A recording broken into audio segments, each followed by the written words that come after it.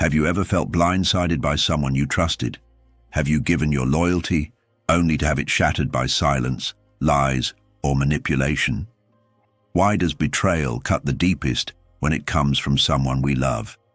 If you've asked yourself these questions, you're not alone. And in today's video, we're going to explore the powerful truth behind why people betray you through the timeless lens of Stoic philosophy. But before we dive in, if you find value in self-mastery, emotional strength, and mental clarity, subscribe now and join a community that's dedicated to inner power and unshakable peace. Let's uncover the truth together. 1. Betrayal begins with closeness. Betrayal is rarely the work of strangers. It's not the passerby in the street or the distant acquaintance who delivers the blow that truly wounds. No, the most devastating betrayals come from those we've let in. The ones who know our laughter, our pain, our secrets. The people we trust with our rawest selves. That's why betrayal is so potent. It needs closeness to thrive. A stranger has no access to your vulnerabilities. They don't know the contours of your heart or the soft spots in your defenses. But a friend does. A lover does. A sibling, a mysore parent, a long-time confidant. These are the ones who sit across the table, smile with familiarity, and in some cases, conceal intentions far darker than we'd ever expect. Why does betrayal so often originate from closeness? Because proximity creates opportunity.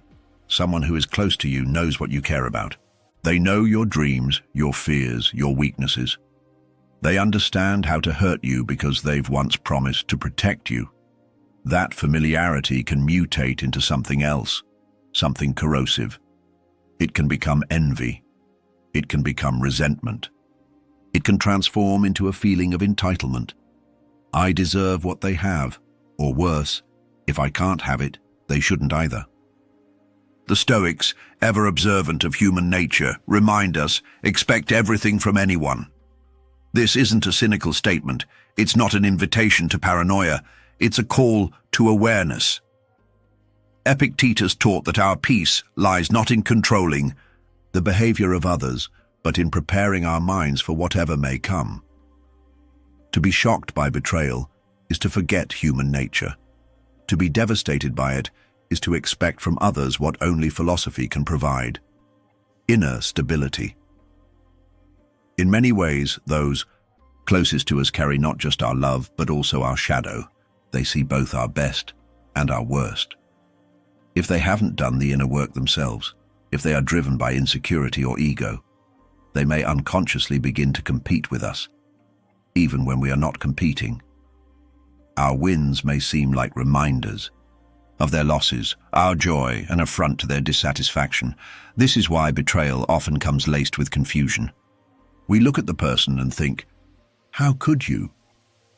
But perhaps the better question is, what did I not see? Stoicism teaches us to remove the veil, to see clearly, to expect that even those we love are still governed by human emotions. Some, noble, others not. Love deeply, trust wisely. But never forget that even those who hold your heart are still human. Fallible, tempted, capable of both loyalty and disloyalty. To live with that truth, not fearfully but realistically, is to walk the Stoic path with eyes wide open. 2. The hidden triggers of betrayal. Betrayal rarely bursts onto the stage in a single moment of drama. It brews. It simmers quietly over time, behind smiles, behind soft greetings, and pleasant conversations. The danger is not in the sudden act. It's in the slow, hidden build-up that escapes notice until it's too late. What triggers betrayal? Often it's not a single offense or a dramatic falling out. It's far more subtle and internal. Envy that goes unspoken. Feelings of inferiority that fester in silence. A bruised ego that tells a person they've been wronged, even if you've done nothing wrong. In truth, betrayal is often not about you at all. It's about what your presence triggers in someone else. Your growth, your happiness, your success, these can become mirrors, and not everyone likes what they see reflected back. To some, your evolution highlights their stagnation. Your discipline highlights their procrastination. Your peace reminds them of their turmoil. This is the hidden danger. People will sometimes betray not because you harmed them, but because being near you forces them to confront the areas in their life they've neglected. That discomfort grows. Rather than change themselves, they seek to damage you. Not out of malice, but out of internal unrest. As the saying goes, hurt people hurt people. Stoicism reminds us to be vigilant, not reactive, but observant. Marcus Aurelius instructed himself to see what is, not what he wishes to see. In our relationships, this means paying attention to small shifts, the subtle distancing, the passive-aggressive comment disguised as a joke, the praise that feels slightly hollow, the change in tone when good news is shared. These are signals. They are not always definitive, but they are informative. The Stoic practice of attention allows us to see them without jumping to conclusions. We do not become suspicious of everyone, but we do not walk through life blind to reality. Betrayal often begins in silence, a silence filled with unspoken comparisons, unmet expectations, and internal suffering. The Stoic response is not to fix the other person, but to remain rooted in our own character. To not let their inner turmoil become our downfall. To anticipate that even the kindest people have moments of weakness, and most importantly, to never allow our own actions to be driven by fear, revenge, or bitterness. Clarity is your shield. Self-awareness is your protection. Expect betrayal not in paranoia, but in wisdom. Prepare for it not by building walls, but by strengthening your soul. 3. The role of jealousy in quiet betrayal. Jealousy rarely announces itself loudly. It doesn't come stomping in with open hostility. More often it seeps in through the cracks, soft-spoken, smiling, masked as admiration or concern. This makes it all the more dangerous, because what hides in silence is often more corrosive than what is spoken out loud. When someone feels small in your presence, they have two choices.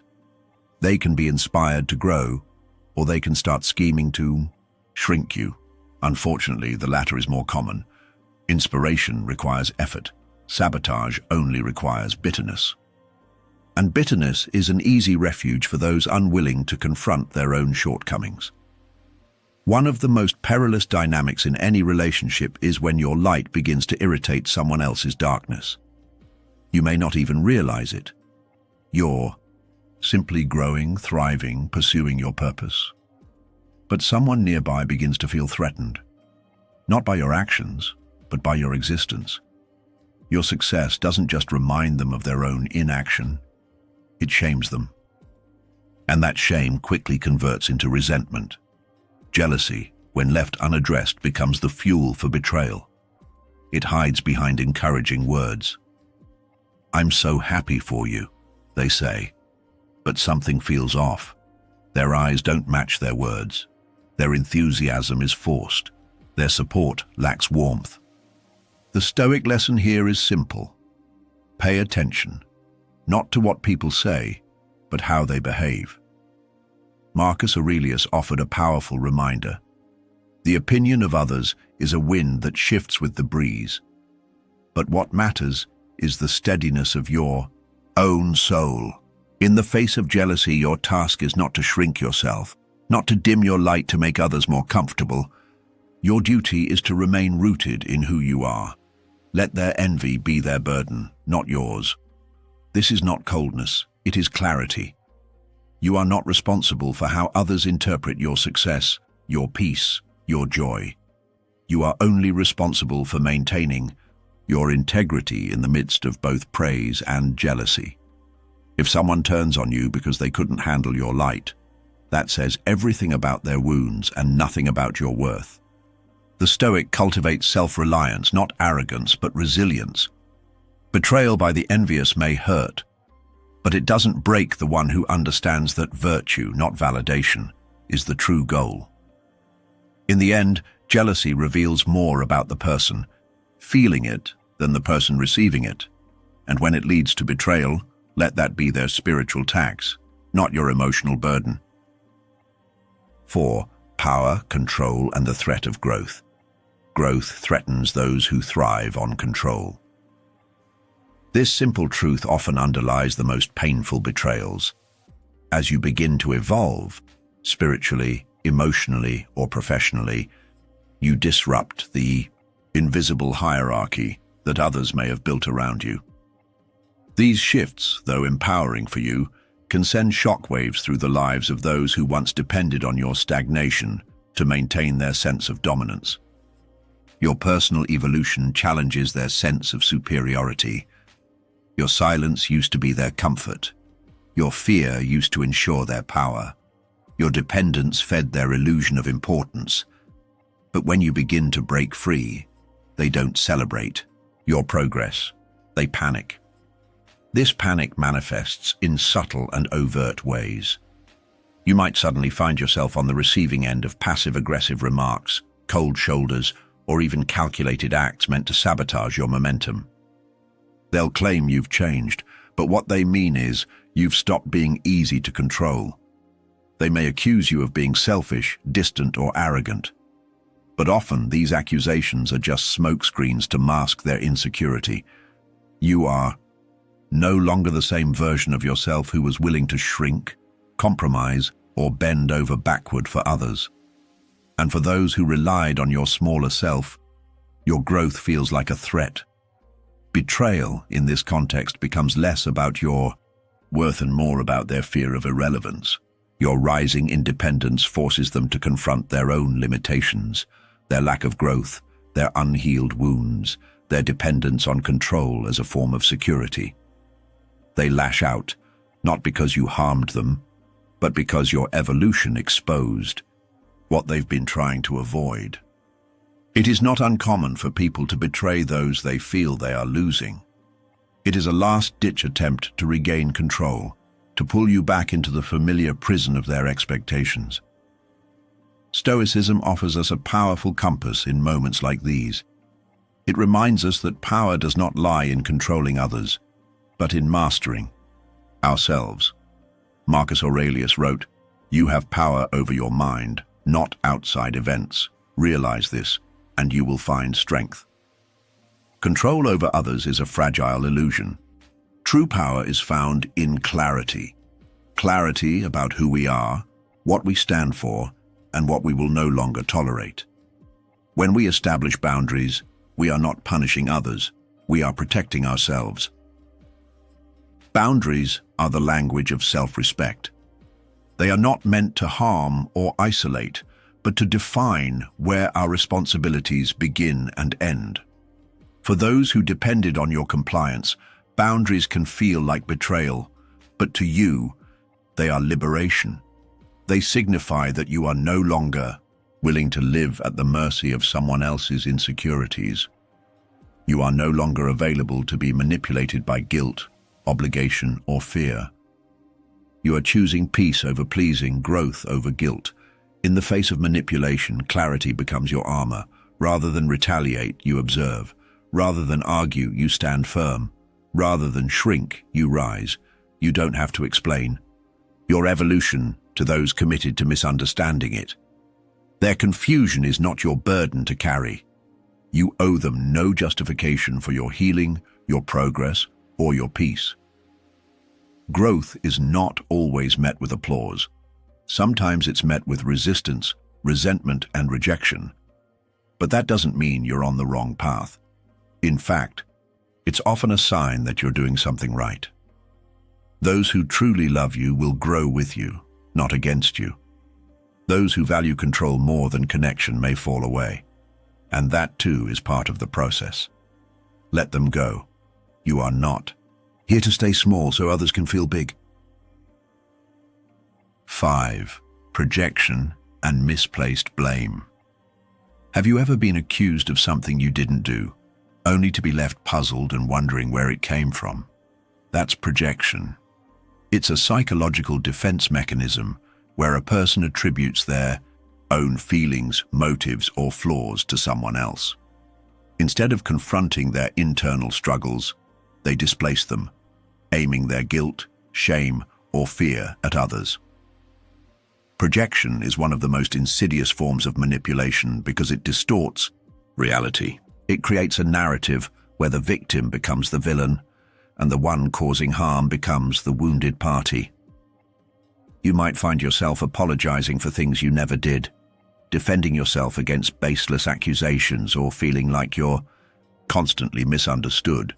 This confusion is deliberate. It keeps you off balance and vulnerable, easier to control. For instance, a person who feels deep guilt over their own dishonesty might accuse you of being secretive. Someone who is emotionally unavailable may accuse you of being too needy. The irony is painful. They are describing themselves, not you.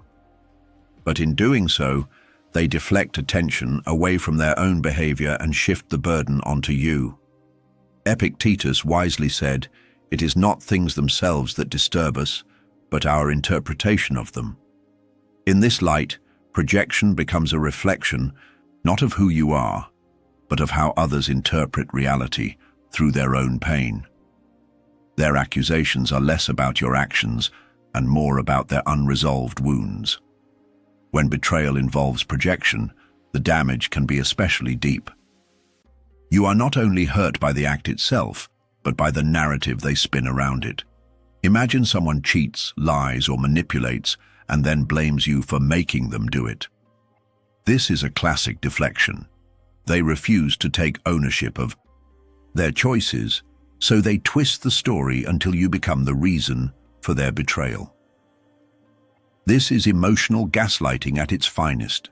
Stoicism teaches us to remain anchored in our own perception and judgment. You are not obligated to internalize the distortions others place on you. Just because someone projects their issues onto you does not mean you have to absorb them. You are not their therapist, their mirror, or their scapegoat. You are responsible for your actions, not their inability to face theirs. The Stoic path involves cultivating inner stillness, a refuge from the emotional chaos others may try to impose. You don't need to react to every accusation. You don't need to convince them of the truth. Some people will never accept reality because it would require them to accept responsibility. That's their journey, not yours. Instead, focus on remaining true to your values. Continue to speak honestly, act with integrity, and maintain your boundaries. Over time, truth has a way of surfacing, even when lies are loud. When people project onto you, they reveal more about their inner world than yours. Let that truth guide your discernment, not their accusations. In the end, misplaced blame is not a reflection of your character. It's a revelation of theirs. Stay grounded. Let others carry the weight of their projections, while you carry the clarity of your truth. 6. Recognizing narcissistic betrayal. Some betrayals cut deeper than others. They don't just sting, they hollow you out. This is especially true when the betrayal comes from someone with narcissistic tendencies. Narcissistic betrayal is not the result of a momentary lapse or misunderstanding. It is calculated, strategic, and often deeply manipulative. It stems from a mindset that views others not as individuals with needs and emotions, but as tools to serve a personal agenda. When dealing with a narcissist, relationships are never based on mutual respect or shared growth. They are transactional. Affection is a tool. Loyalty is a test. Love is a performance. What appears to be warmth is often just bait. And once your usefulness runs out, or you start asserting your own needs, they discard you or turn on you entirely. The charm of a narcissist can be disarming. They know how to appear confident, attentive, even ideal. But this facade crumbles when their control is threatened. The very traits that drew you to them, confidence, charisma, attention, can become weapons used against you. They gaslight, guilt trip, and manipulate with precision, often making you question your reality. In the aftermath of narcissistic betrayal, self-doubt creeps in.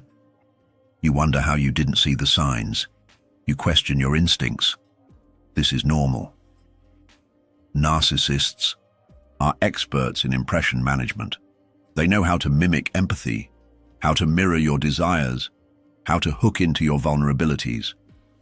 It's not your fault you believed in the image they created. It was designed to be convincing. The Stoic remedy here is discernment, not bitterness. As Marcus Aurelius said, the best revenge is to be unlike him who performed the injury. This doesn't mean you excuse the betrayal. It means you choose not to let it corrupt your character. You don't descend into cynicism. You rise into clarity. Look beyond the mask. Charm fades, but character remains. Anyone can say the right things. What matters is whether their actions align with their words. True loyalty is shown in times of discomfort, not convenience. Anyone can be kind when it benefits them. The real test is how they treat you when you say no, when you disappoint them, or when you grow beyond what they can control. Trust is not earned by promises. It is proven through consistent, respectful behavior over time. Narcissistic betrayal teaches us this lesson the hard way. It reminds us that we must protect our energy not just from overt hostility, but from covert manipulation. Set boundaries early. Observe how people respond to your no. Watch who supports your growth and who feels threatened by it. And most importantly, trust yourself again. You may have fallen into the trap, but you're not broken. You are wiser now. You see the patterns. You recognize the red flags, and with that awareness comes strength. The Stoic path is not to retreat from connection, but to approach it with eyes wide open. You are not the betrayal. You are the survivor. Let their actions reveal who they are, while you continue revealing who you are, grounded, discerning, and free. You can't stop betrayal. But you can become the kind of person who rises above it, with dignity, with self-awareness, and with inner peace. Stoicism doesn't teach us to harden. It teaches us to anchor. In a world where people betray out of fear, envy, or ego, be the calm in the storm. Stand firm in your values. And when others fall away, let them. Because you weren't made to be everyone's favorite. You were made to be free. If this resonated with you, hit the like button, leave a comment about your experience with betrayal, and subscribe for more wisdom on mastering your mind and protecting your peace. Your power is within.